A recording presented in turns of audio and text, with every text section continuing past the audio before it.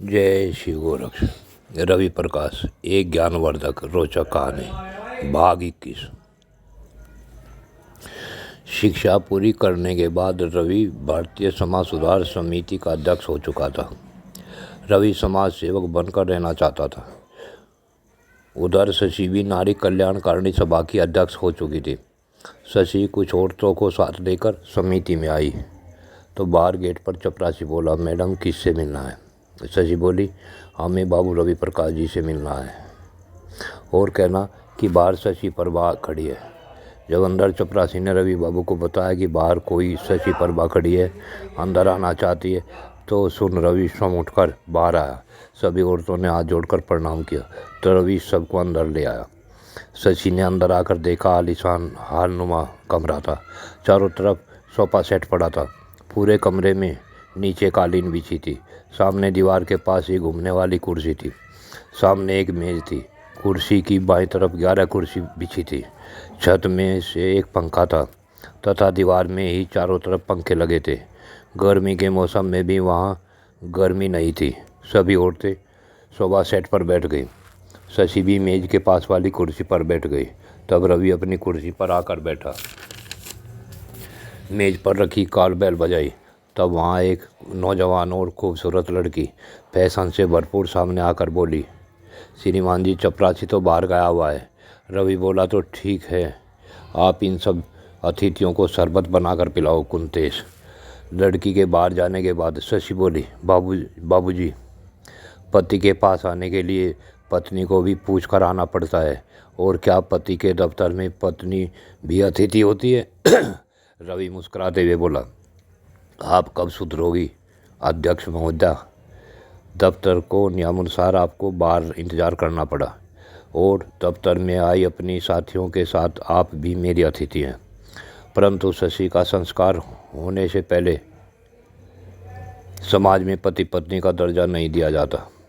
अब आप अपना काम बताइए। शशि बोली, ये कुंतेश कौन है? रवि बोला, इस उत्तर को यहाँ नहीं, कमरे पर दूंगा।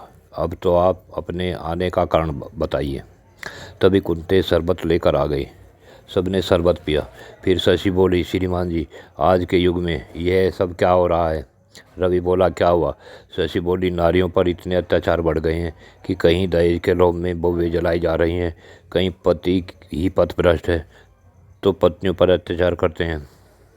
उदास होते हुए शशि बोली, कहीं बांझ कहकर जुर्म ढाए जाते हैं, कहीं पति पत्नी में नहीं बनती, कहीं सास बहू में नहीं बनती, कहीं ननद भावज में नहीं बनती, और तो और कहीं देवरानी जेठानी में झगड़ा होता रहता है।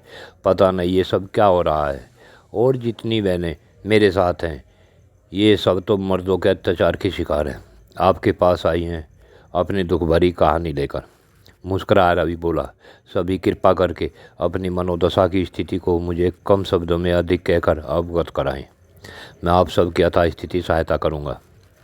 सबकी आप बीती सुन रवि का चेहरा गंभीर हो गया। आंखों में ब्रह्मचर्य का तेज लाल सूर्य की भांति चमकने लगा। आंखें लाल हो गई। बोला, रवि देवियों, आपके दुख में से मेरा दिल द्रवित हो उठा है। आप चिंता न करें, आपका समाधान जरूर खोजा जाएगा। और फिर सबको बाहर तक छोड़ने आया।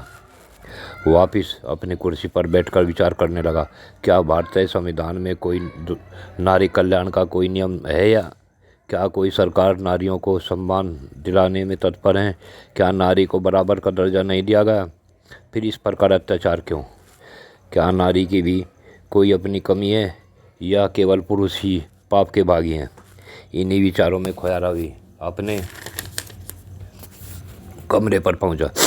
रवि के विचारों से प्रभावित होकर दिल्ली समाज सुधार समिति ने रवि को बुलवा भेजा। रवि को कमरे पर बुलावे का पत्र मिला तो वह शशि को साथ लेकर दिल्ली चला गया और दोनों एक गेस्ट हाउस में रुक गए। रवि तो सोचने लगा, इस भारत की नारियों का उद्धार कैसे होगा? शशि ने देखा रवि उदास है। वह बोली, बाबूजी, क्या बात है? मैंने आपको कभी उदास नहीं देखा। फिर आज क्या बात है जो आप इतने उदास हैं? चलो उठो, हाथ मुंह धो लो, फिर भोजन करना है। रवि बोला, शशि, मैं कुछ देर एकांत चाहता हूँ। अपने अंतर्मात्मा से पढ़ना चाहता हूँ। यह पूछना चाहता हूँ कि कैसे होगा भारतीय नारी का कल्याण। शशि जिद करते हुए हाथ पकड़कर उठाने लगी। बोली, चलो बाबूजी उठो, हाथ मुंह धोकर कुछ खा पी लो, रात्रि में आप आराम से ध्यान लगा लेना। अब रवि उठा, हाथ मुंह धोकर प्रभु ध्यान में बैठ गया और ध्यान के बाद रवि उठा। दोनों ने शाम का भोजन किया और आराम करने के लिए अपने अपने बिस्तर पर जा लेटे। जय शिव गोरक्ष।